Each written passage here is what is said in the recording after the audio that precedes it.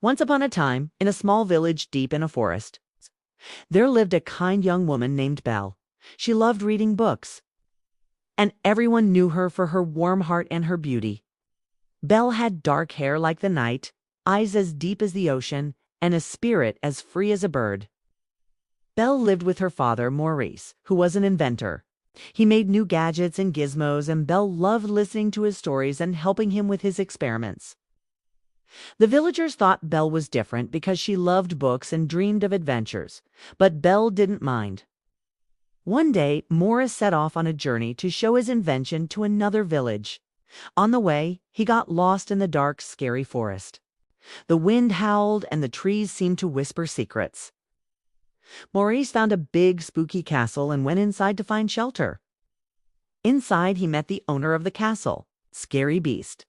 The beast was once a handsome prince, but an enchantress had turned him into a beast because he was selfish and mean. To break the curse, someone had to love him despite his appearance. The beast locked Morris in a dungeon for trespassing. Morris's horse, Felipe, ran back to the village to tell Belle what happened. Belle bravely went to the castle to rescue her father. When she found him in the dungeon, she offered to take his place as the beast's prisoner. The beast agreed and let Maurice go. Belle stayed in the castle and found the beast was not only scary, but also sad and lonely. She discovered a huge library and loved reading the books. Over time, Belle and the beast talked, read, and shared stories.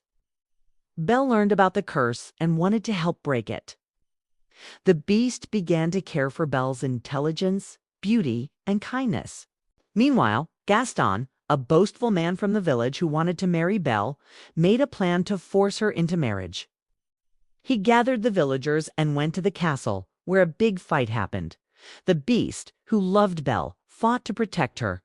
When Gaston's plan was revealed, the villagers turned against him. Belle's love for the beast and the beast's love for her broke the curse.